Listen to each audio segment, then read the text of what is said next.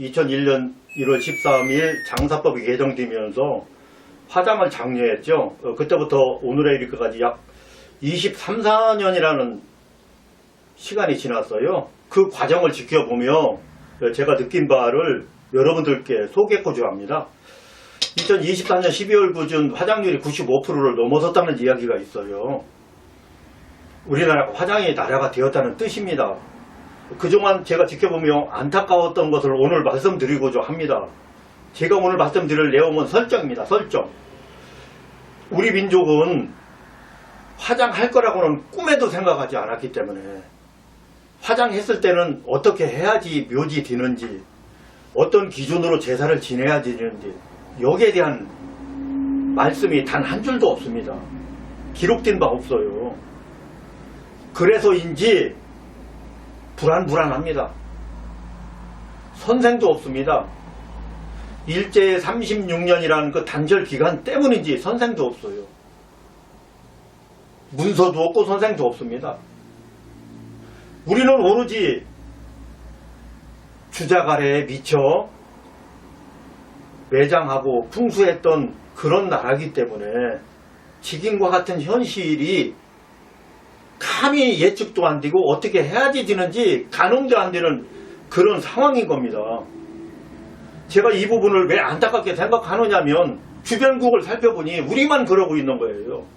우리만 발복풍수에 미쳐서 살았었고 우리만 주자가래에 미쳐서 살았어요. 유교 장례, 유교 제례면 그냥 끝인 줄 알았어요. 효자인 줄 알고. 그러니까 오늘날 이와 같은 상황이 왔을 때, 현대 문물이 왔을 때 우리가 완벽하게 바보 되는 겁니다. 이렇게 화장을 계속해서 자연장으로 하면 95%의 고인이 다 소멸되겠죠. 자연장은 묘지가 될 수 없기 때문에 계속 소멸될 겁니다. 지금까지 24년 동안 소멸된 고인이 얼마나 많으시겠어요. 앞으로 24년 동안도 계속 화장해서 소멸될 거예요. 거기에 기존에 들과 산에 있던 묘지마저 다 파묘해서 다 화장하고 다 소멸시킬 겁니다. 그러면 대한민국 땅에 묘지가 남을까요? 안 남을 줄 압니다. 제가 작년 모모월쯤에 홍콩 마카오를 갔었어요. 그 나라 자체가 좁잖아요. 바다가 없었다면 그 나라 사람은 정신병 걸려서 죽겠구나. 저는 그걸 느꼈어요. 그 나라 가서. 그렇게 좁은 나라에서 자기 사는 거처조차, 자기 다니는 길조차 그렇게 좁고 환경이 열악한데 거기에 묘지 만들려면 돈이 얼마나 들겠어요. 야, 이 나라에서는 납골당도 재력이 빵빵한 사람 몇몇 아니면 못 갈 것이고 수목장, 평장, 잔디장이 있다 해도 중상층 이상 아니면 엄두도 못 내겠다. 그래서 바다에 뿌리는 해양장을 하는구나 확실하게 느꼈어요. 그런데 몇몇 일 대한민국도 해양장 하겠다는 거거든요. 기존에 있는 분들을 다 쓸어서 화장해서 소멸시키고 앞으로 해양장 다 뿌리고 이렇게 되면 어떻게 되느냐면 우리나라에 묘지 없는 것도 걱정되지만 빈익빈 부익부가 우리나라에서도 발생합니다. 묘지가 귀해지는 상황이 조만간 올 거예요. 지금도 장사법 범주에서 묘지를 쓸 수 없게 만들었어요. 있는 묘지는 개사초 마음대로 할 수 있지만 신규 묘지는 어렵게 브레이크를 걸었거든요. 앞으로 대한민국에서의 묘지란 신분을 상징하는 묘지가 될 겁니다. 돈 있는 사람만 묘지 할 거예요. 돈 없는 사람은 납골당 우리나라도 비쌀 거예요. 홍콩 납골당 가봤더니 진짜 조잡하더라고요. 그런데 9억 간답니다. 우리나라 납골당 무설정, 그저 물건 보관함처럼 아무 설정도 안 되어 있습니다. 그러면서도 현재도 비싸요. 수목장 나무가 있으면 공동으로 사용합니다. 여러 명이 사용합니다. 그러면서도 비쌉니다. 잔디장 현재까지 저렴한 상황이에요. 지자체 운영할 경우. 그렇지만 앞으로 여기도 분기 현상이 발생해서 비싸질 거예요. 모든 게 다 비싸질 겁니다. 홍콩처럼. 그러면 우리도 돈이 없는 분들은 화장장에서 10,000원이나 20,000원 내고 뿌리든지 바다에다 뿌려야지 되는 상황입니다. 밀려나는 거예요. 돈 있는 사람은 묘지 쓰고 돈 없는 사람은 고다운 묘지가 아닌 그거보다 저렴한 데로 가도 그거보다 저렴한 데로 가자가 없는 사람만 이것도 저것도 아무것도 못하고 다 뿌리는 상황이 될 겁니다. 그때 가서 묘지 하고 싶어도 못하는 거예요. 여기서 왜 있는 묘지까지 다 해체시켜서 다 화장하고 소멸시키느냐. 그럴 필요가 뭐 있겠느냐. 여기저기 아직까지 정비사업을 못했다면 한 곳으로 모여 아주 조그만 면적에 묘지 만들면 가문의 자랑 될 텐데 왜 그렇게 하지 못하고 다 불태워서 의미 없이 만드느냐. 그 부분이 걱정되어서 이렇게 설정하면 안 됩니다. 이게 설정이 지금 잘못되어서 그렇습니다. 주자간에도 예측 못했고 우리나라 성인들도 예측 못했어요. 화장했을 때 어떻게 설정해. 어떤 설계 가운데 화장했을 때는 해야 너 묘지 되고 제사 지낼 수 있는 대상이 되는 거야 라는 말씀이 우리나라 역사에 없었어요. 그 걱정을 김진태가 합니다. 이 부족한 시민이 하고 있어요. 90% 화장하는 곳으로 제 목소리를 내면 저는 돈도 되고 이름도 나겠죠. 그러나 저는 10% 약자 편에 서서 계속 주장합니다. 제가 저를 생각해 봤어요. 나라 걱정 때문에 그런 것 같아요. 나라의 근본, 가정의 근본, 문정의 근본 다 묘지입니다. 외국에서 국빈이 오면 어디 가서 인사드려요. 나라의 묘지, 국립묘지 가서 인사드리잖아요. 가정이나 문중이나 다 근본이 있어야지 되는데 앞으로는 불가능합니다. 그 묘지를 가지려면 앞으로는 20-30억은 가져야 될 겁니다. 현재는 있는 묘지 정비하면 법 체계하에도 합법이고 얼마든지 할 수 있지 않습니까? 미래에는 그런 게 우리나라에 없어요. 이 부분은 돈과 관련되어 없는 사람 입장에서 제가 컨설팅 말씀 올린 거고요. 또 하나는 우리나라 문화, 얼마나 존엄한 장례문화, 묘지문화, 풍수문화가 있었어요. 풍수가 세계에서 유일하게 대한민국밖에 없는 발복풍수라는 게 있었어요. 또 대한민국만 있는 묘지가 있었어요. 그렇기 때문에 대한민국만 있는 제사까지 이렇게 연결되어 있었다고요.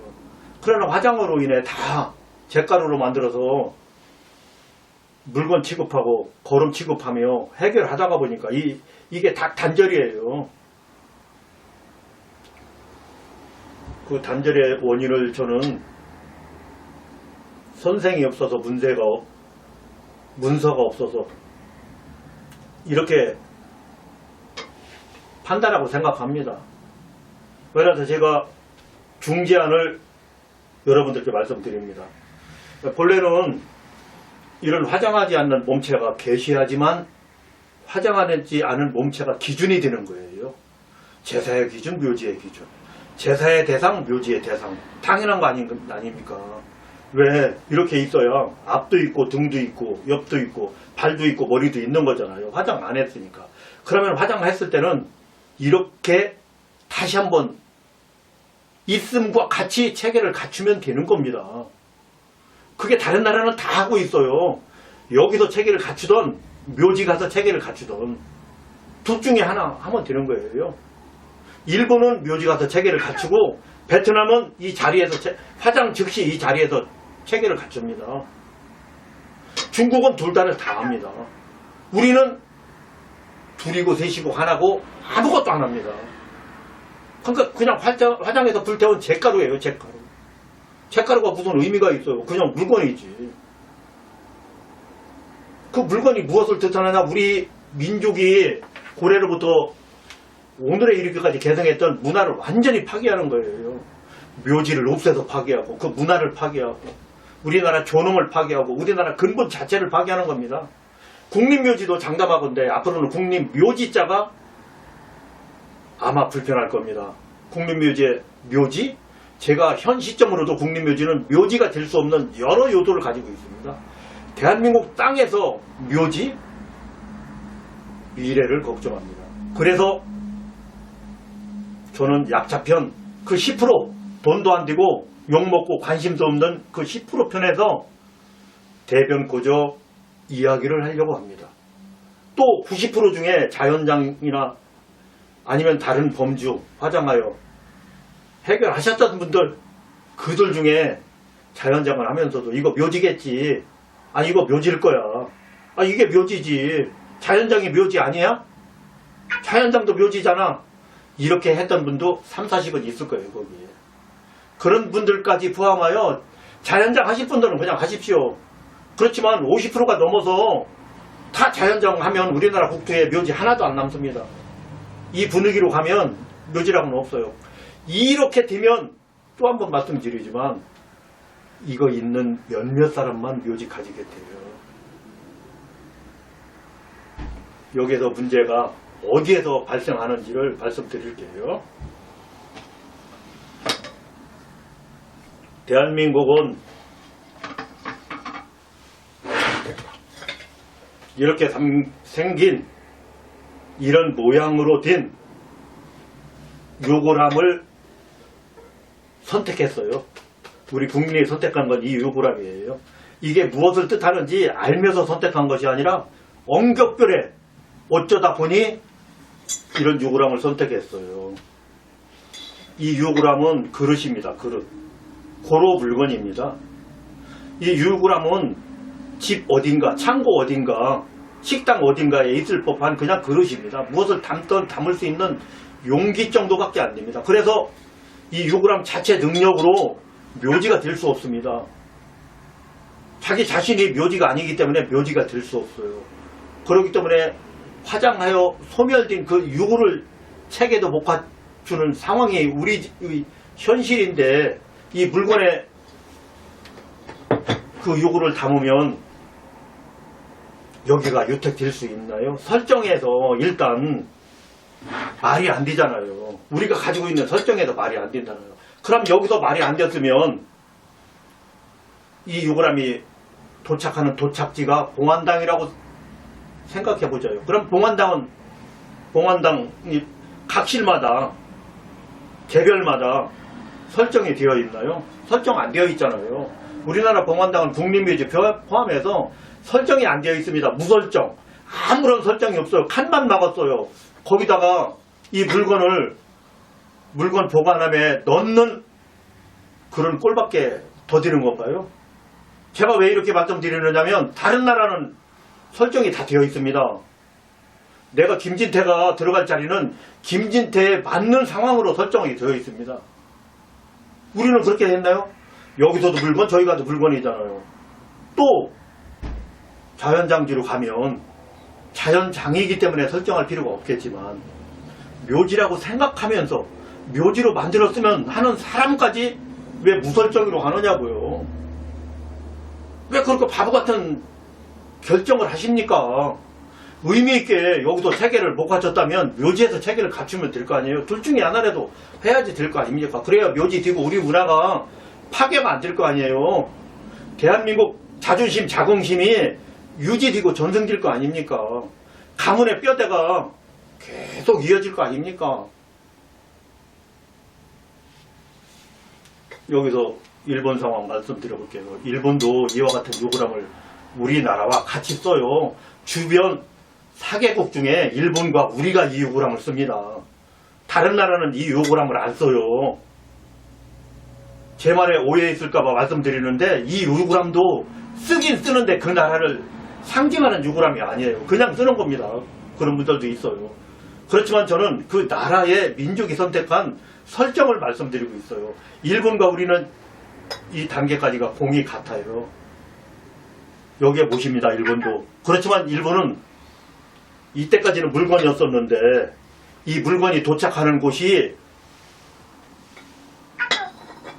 묘지예요. 묘지. 이렇게 묘지와 함께 요구람이 합체되면 불교 묘지 되는 겁니다. 우리나라는 풍수에 필요 이상으로 의지했던 나라이기 때문에 불교와 멀리 있지만 일본은 불교가 모든 걸 책임지지 않습니까? 이렇게 합쳐지면 물건이 이 탑과 함께 합쳐지면 불탑 뛰고 승탑 뛰고 사리탑 뛰고 부두탑 되는 거예요. 백성 모두가 이와 같이 합니다. 그럼 묘지가 작은 자연장은 어떻게 하느냐? 자연장도 일본 공식을 그대로 반영합니다. 아무리 작더라도. 저도 다 가봤어요.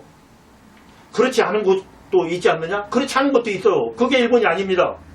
일본은 최신식 봉안당, 빌딩형 봉안당, 자동 반송 봉안당이라는 게 있어요.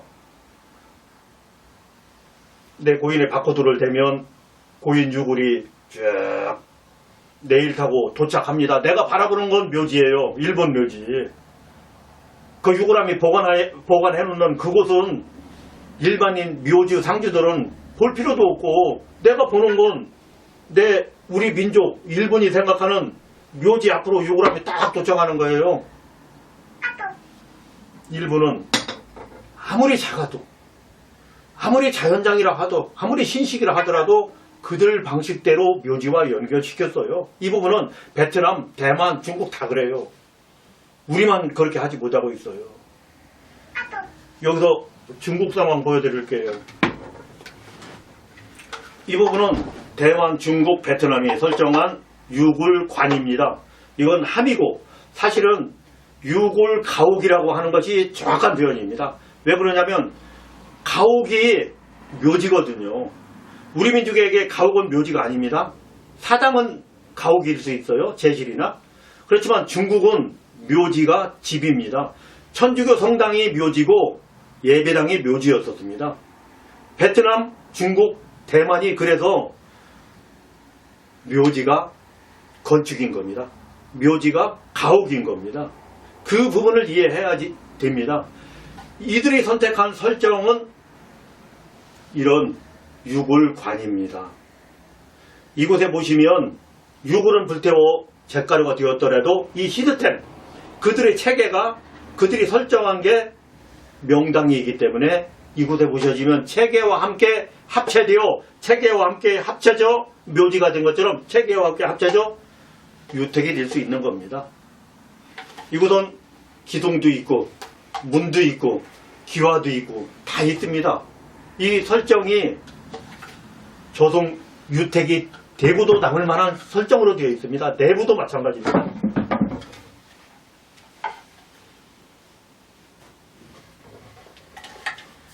우리들이 집성판을 통해 조선 각동 것과 같이 이 민족의 내부도 그런 설정 가운데 있습니다.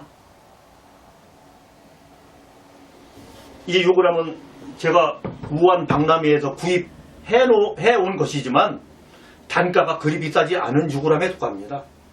단가가 비싼 유골함일수록 어마무시하게 누가 봐도 아이고 여기는 조선 유택이네. 우리 부모님을 모시고 싶네. 이 설정과 우리 민족이 현재까지 진행하는 이 설정 차이에 우리가 돌아보고 반성해야 될 부분은 없을까요?